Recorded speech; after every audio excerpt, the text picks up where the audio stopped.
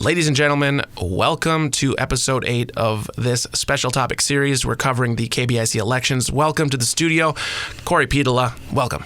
Thank you, Mitch. It's great to be here. Okay, so first things first, you're not here to run for tribal council. You're here running for? The associate judge, yes. Okay, you're not tribal council, associate judge. You're the second in the studio then this time around. Okay, so the ground rules, still same ground rules. You got a 60-minute time limit, no talking about other people. These are straight cut episodes besides for the 10-minute edit points because of your camera there with the 10-minute segments it shoots. So with that, let's jump in. Corey, give us an overview of who you are.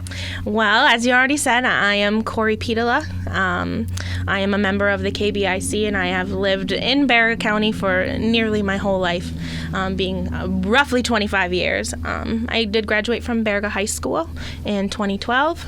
Immediately after high school, I went off to college down at Grand Valley State University, where I graduated in 2017 with a Bachelor of Science degree, double majoring in criminal justice, juvenile justice, and legal studies. And then immediately after graduating from there, I wanted to come back and give my education back to the community because that's what I've always been taught. Immediately coming back, I was accepted a position down at tribal court as the probation officer in the probation department. And then I was there for just a brief amount of time, maybe a few months, and then I accepted a position at Tribal Social Services up the hill, and that's where I currently am.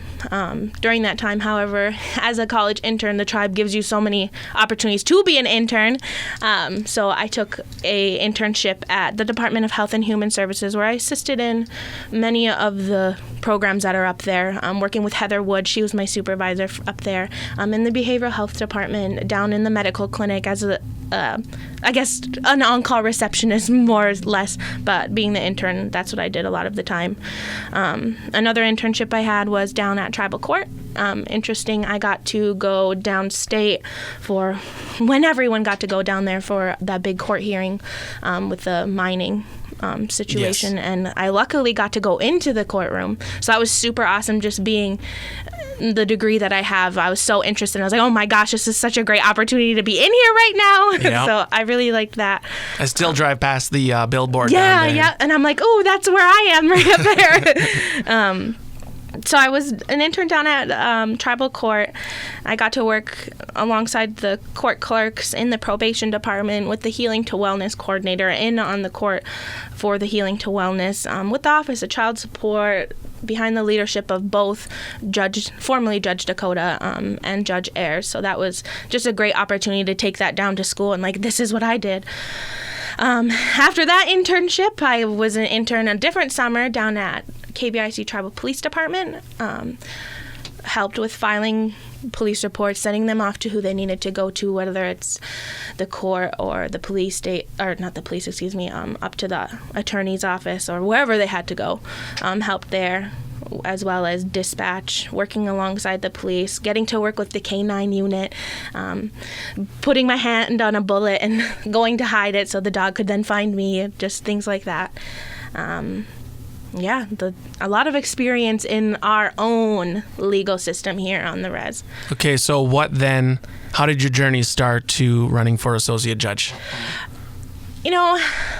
I've always wanted to working with Judge Dakota is really where it started. He always told me, I'm not going to be here forever.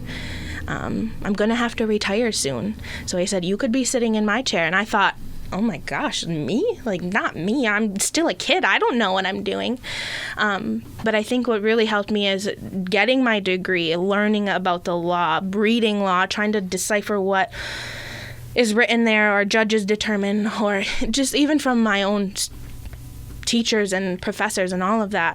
I was like, I really actually like this. I like decoding what is between the lines is written. So I think Judge Dakota really was like my empowering side to be like, yeah, I want to do this. Well, do you remember the moment where it switched on where you're like, I'm running? Yeah, it happened like I turned my letter in the day of my letter of intent, the last day it was due. The last day it was due. So, was that when you decided that you were running? So I thought about it, and I was like, I should do it. Should I not do it? I don't know. Am I confident enough to do it? And then I was like, yeah, you're doing it. Why not throw your hat in the ring? What's the worst can happen? You don't win. Absolutely. So, went for it. So here you are. Yeah. So with that being said then, and I'm not trying to point it out, I just know it'll be a question out there for maybe somebody who might not know you. Yeah. How old are you? I'm 25. Okay, so then what do you have to say for people that might be a little hesitant, because that's a pretty young age for somebody in that position? Absolutely. What do you have to say to those people? I mean, really, I've had so much experience with my current job and in the probation department and my education background alone. That is not enough. No, anyone can always continue to learn and advance their education. I'd love to go off to school and learn more things, but I feel right now I need to be in the community and give back. And so yeah, I am 25, but just because I'm 25 doesn't mean I don't know enough, and I'm always willing to learn other things and reach out to people who know more than me. I feel like I still have a great relationship with a lot of the people I work with, even Judge Dakota. I don't want to answer for him that if I went and asked him a question, he'd be like, no, go away. I just feel like maybe he would be like, yeah, absolutely. Anytime you have a question, come up. Or even working with the attorneys, they've helped me so much. So I just feel... You just feel confident enough to do it. Yeah, absolutely. And if you're like me, like many of the people around here, you're kind of drilled with that. Go out, get education, and bring it back home. You already said that, so that's what you're doing. Yep. They didn't say bring it back home when you're old. Yeah, or older. yeah. All right, so very good. What else can we do here? Well, have you had any other history in tribal politics of any other kind other than your work experience? You know, not really. My first-hand experience, like being in the tribal politics and learning about it, my mom, Juliet Goyen, maiden name Loonsfoot, she never really was in it too much herself. She always just tried to say, like, I'm not a part of it. I don't like to get tied up in it. So I was never myself a part of it. But when I was an intern down at tribal court, there was, I don't want to say a takeover because it wasn't a takeover, but there was a dispute between the council and the court, and we were shut down for a couple of days. So being an intern, I'm like, I don't know what's going on. So that was like my firsthand experience working and seeing all of that happen, because like I said, we were shut down for a couple of days, had to go sit in the bingo hall, and that was my day of work. And I don't think anybody can say that wasn't a political thing. Exactly. All right, so we are reaching these timers for the first time already. I think that went pretty quick, huh? Oh yeah, definitely. We'll reset the cameras. Did that experience have a pretty big influence on you wanting to become the judge?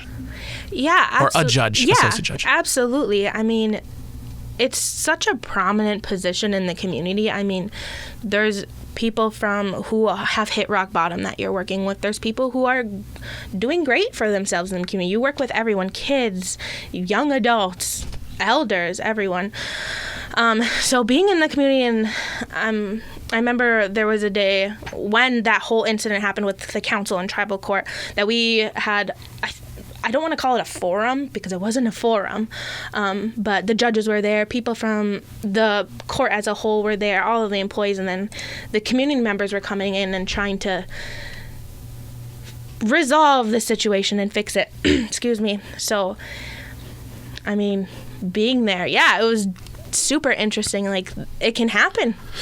So, like, this might be a pretty big question. It's a what if, but say you get in there and something like that does happen again. Hopefully it doesn't, because you don't want to see conflicts in the community. Absolutely. But how would you handle, do you think it was handled well? Is there something you thought you might have did differently? I know you're a little less experienced at that time. Yeah, absolutely. But what can you say on that? I think the judges handled the situation very well. I don't feel that it should have blown up the way it did. Like, the water and the power was cut off from the tribal court. I mean, hearings were canceled because they couldn't be held. I do believe, like, learning the experience from Judge Dakota and Judge Ayers is enough for me to remember, like, okay, let's recall on how they handled that situation. And that's how I take my job now every day, is how I always try to, like, I'm going to put on my boss's thinking cap. How would they handle this situation? Or when they're gone away on training, how would they take this and move along in a positive direction? So I think that's where I would put on my thinking cap and figure out how the best way to handle the situation would be. Very good. Okay, so I think this time is the time that we can go to these questions from Facebook. As we get further along in these episodes, I can tell you candidates you guys are researching the questions a little more. We'll start at the bottom. I like starting at the bottom here. Yeah, I got to scroll pretty far down there to get there too. And I guess I do got to filter through these a little bit since you're going for associate judge.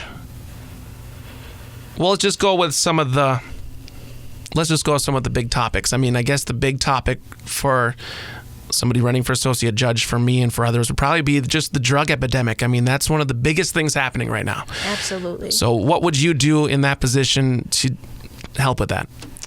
So I don't want to say that I'm going to make decisions as a judge and I'm going to crack down if you do something drug related and it's horrific. I'm not going to sentence you to more, because that would be a biased decision. And that's my whole idea, is I can't go up there with my mind already made. It's not fair to someone who's coming into court for the first time, or it's fair to someone who's coming into court, say, for their 10th time. Really, for me, I do believe that educating the younger adults or the mid to late teenagers is beneficial, but then I pull back by saying the DARE program. There's studies that the DARE program actually educated youth on these are the drugs, and then once they turn a certain age, they decide, yeah, I'm going to use them, but I don't think I would have used them if I didn't know what these drugs were. So I think, for me, continuing to educate, but not through a program similar to DARE, something different where maybe the substance abuse program puts on something where the kids could learn it or the teens could learn it, or something of that aspect. Yeah, all about educating, but educating the way that it's connecting. Yes. Which is a big, it's hard to do that. It's hard to connect with people. I know, because my thing is, yeah, drugs are bad, don't use them. That's just not enough. Yeah. Okay, so I really should have filtered through these a little bit more for an associate judge, I guess. Let's go with Rachel Brady asks, I would love to know what they would plan to do to preserve traditional and cultural ways for generations to come. I think that's something that's important when it comes to you candidates. Oh, absolutely. Not even just for a judge, but for counsel as well. Absolutely. My biggest thing, and I was going to save it for the end, but I'll add on it now. My biggest thing is, just in my job alone, I see a lot of controversy with, you're removing a child from their roots, or children living out of our area, whether it be downstate or in a different state, who aren't growing up on the reservation, but are in their own family home that maybe they have all of that culture and that background or that heritage, but they don't practice it every day. So for me, my idea is I really want to see a family court and tribal court. And, we already have the family division of tribal court, which is under Title IV of the code, and we have to follow that. That's our laws. Those are what we follow. Even in my job today, not just as the judge, but today. And yeah, that's great and all, but I feel like we could be more empowering for families so I don't know if you're familiar with the Healing to Wellness Court, but essentially it's a drug court. It's kind of, just from what I hear of other people. Fortunately, I'm not in trouble. Yeah, no. And so what it is like I don't want to say a board, but a group of people from the substance abuse program or the counseling or VOCO or New Day or someone who runs like an AA or NA meeting. They all come together and they talk about these clients that are in Healing to Wellness Court. And that would be like kind of the similar aspect in a family court, is a group of us all coming together, whether it be from the transitional house or the health department in the dental or medical department, the attorneys, really just all of those people that they work with on a day-to-day aspect to get themselves better. I think that would be incredibly beneficial for families to better empower themselves and know that they have more than just their own family support, but the backing of the court and the people that are in it, in a family court. I think it would be really beneficial. And that way you could coordinate even the medicine men, the healers, the people that they don't know, the elders could come in, those would be the big things. Like, I'm not some to say I'm not very familiar with our culture, but I would really love to incorporate it with our families, or even for foster parents. Not all foster parents are hard into our culture. That would be an opportunity for the family court to be like, this is our program we're going to put on for the evening. We're going to bead. We're going to have a sweat lodge. We're going to do these things so the youth know that as they grow up. Like, I remember when I did this. So it's not all bad. That'd be good. Yes. And I remember, well, that's getting off topic. I guess we'll stick to it. Okay, so, well, another question I like to ask, because this does a little bit of my work for me. Okay. Well, have you been out campaigning, talking with people a lot? Well, to be completely honest, no, I haven't. I'm more with my family, with my close immediate friends. I am currently a foster parent. I am currently the varsity volleyball coach for Baraga High School. So my schedule is super tight, and I don't want that to be my excuse, but unfortunately it is. I've been trying to plan, but as our season is coming closer to an end, I've picked a day that I'm finally able to go out and campaign, but really not as much as I would like to or hope to. All right, well, see, like, I like to bring that up, though, because going door to door, a lot of times people have a sheet or maybe a note card. Absolutely. So what would this is why it makes it easy, because you have to tell me the content, but what would your note card say? What would be kind of your main points of campaign? I mean, really, my main points would be that anyone who comes into, if I would say, my courtroom, even into tribal court as a whole, they're going to be treated with the utmost respect. I know a lot of people through my job already, but everyone deserves a second chance, maybe a third, fourth, fifth, whatever it may be. They're going to come in for me as I don't really know you and I don't know your past, but I want to learn about you now. And that doesn't mean that I know everyone right now either, because I don't. There's so many people in the community that I don't know. So that would be one of my key factors. And another thing that I really want to do is... And actually, hold on. We'll continue that thought right after we reset these cameras.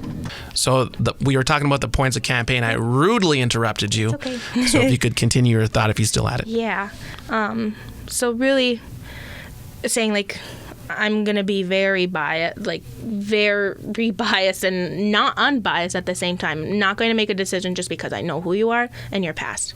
Not at all going to happen. That's going to be my number one goal. The other thing I want to get better at, especially, and I notice it in my job currently and as a coach, is I want to get better at explaining things to people. Because in my head, I know what I mean, but to other people, I don't. So that's one thing, like, it is my goal to get better at explaining things, because not all people who come into court know what's going on. So that would be one of the big things that I would want to work on.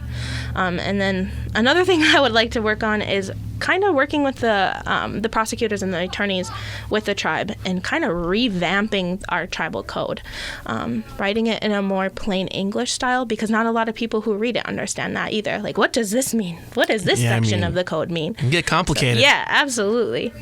So you're all about, education for educating the youth, but then also educating members about their laws and stuff like that. Yeah, absolutely.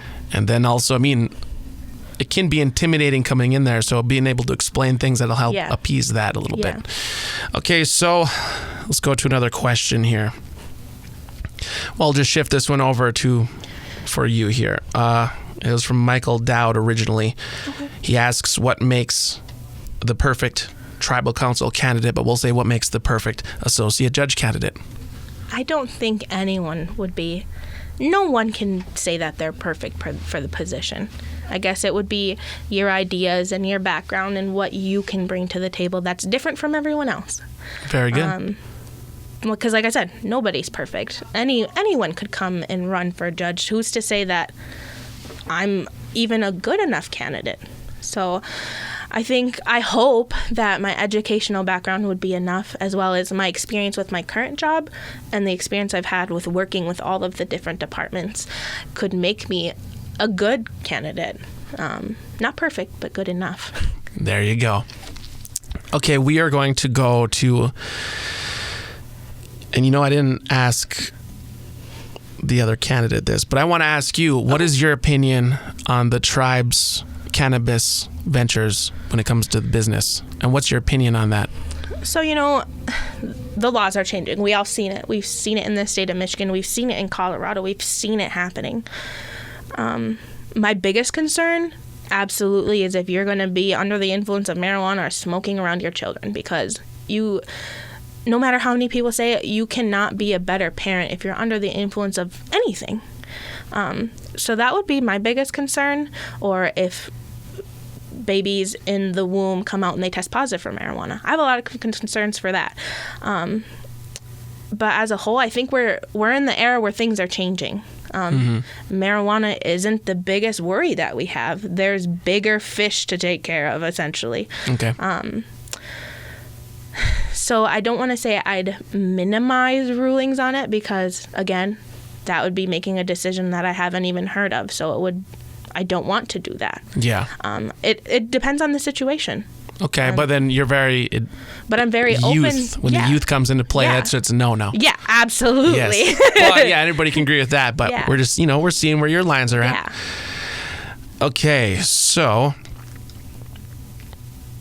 let's see what questions we want to go to here. What do you think is the greatest challenges facing our tribe? That's from Carrie Ashbrook. Oh, I think everyone could answer this so many different ways. It really is. It's a question for all members, but we're asking you. No, you don't even have to really, to get it on the record, you don't have to answer just as the associate judge candidate. You can answer as a tribal member. We just want to know your opinion. So, being a community member, working with youth, working as a coach, being a foster parent, all the things. And I don't like to say it's our only issue, but just the drug epidemic, it's fierce. And I don't think everyone knows the big picture of it. Everyone can make their assumptions like, oh, this person got arrested again. Oh, look at another meth lab that was found. Whether it be not even just for the tribe, but Asperger County as a whole. That is our biggest issue, and any way we can get assistance through programs or even the court or with the council to fix that or get programming to take this issue down a notch or two would be so helpful. All right, very good. I think we're going to reset these timers again just to give me a good cushion. The cameras are back up and running. We're here with Corey Pietila, and we're going to go to this question from Mike Rodriguez, which I haven't asked this question yet, and it's a thought that hasn't really even crossed my mind. Well, he starts talking about, okay, when will the police force start cleaning up the reservation? Should tribe increase tribal police force? Should the tribe consider replacing current police force with outsiders if that's what it takes to clean house? What's your opinion on that? Reply. So my boyfriend is Officer Shire, or Derwin Shire. I know him. So I know a lot of what he has to deal with, excuse me, on his day-to-day job, or night-to-night job, because he does work night shift. And I can say that from what I know, our tribal police department are usually the only people that are on some nights. Not always are the Baraga Village on, or the Baraga County Sheriff's Department on, or is there someone from Michigan State Police on? So I think right now what they are doing is enough with the resources they have. Do I think there should be more police in the department? Absolutely. Not always does he get time off, but he doesn't complain at the same time either. He knows he has a job to do. And working with the tribal police, and on my capacity right now, I think they do a great job with, like I said, with what the resources they have. They may not take complaints, I guess some people would say, seriously, but there has to be more backing than just, oh, I heard of this. Yeah, they can't just go on. Yeah, exactly. Like, say someone said at your house, for example, they said you were growing marijuana all over the place. Well, do you have any facts to that? We can't just go raid someone's house because of a little suspicion. Exactly. Someone could just use that because they're mad at somebody. Exactly. And that happens. Absolutely. Yeah. It happens in my job. It happens everywhere. So get a couple angles on that question then. Yeah. Okay, so I do think that this is a good point for us to go to anything that you think that we should cover, any topics that I didn't cover, things you're scared I was going to ask. Okay. There was actually nothing I was scared of that I thought you were going to ask. I feel like I touched on the things that I wanted to close on, but that's okay. Is there something you thought we'd cover a little more that we didn't cover?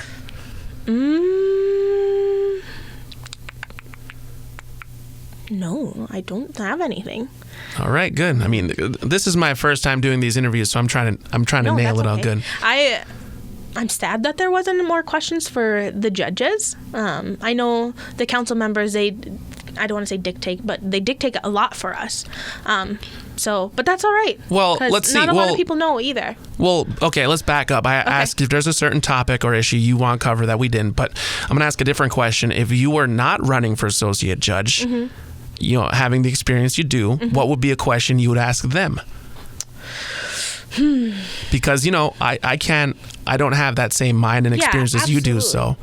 One of the questions, I think, if I wasn't doing this and someone else was, what are ways that we could change our code and vamp it up and make it better? Because it's not foolproof. And I know that sounds awful to say, but it could be written better for people to understand. Because anyone can go request the code from the court and read it for themselves. And it's not always updated. It needs to be updated, and which would be great to be able to help do that. And you had already mentioned doing that. Yeah. Okay. So that's what steps would they take to do that? All right. Well, then give us an insight. What are a couple of steps that you might take is that something that would be on your plate of? Yeah, absolutely. I think it would benefit all of the legal departments that we currently have. And give us a quick little overview. How do you do something like that? Really, you have to coordinate with the attorneys because they're the ones who essentially put that together.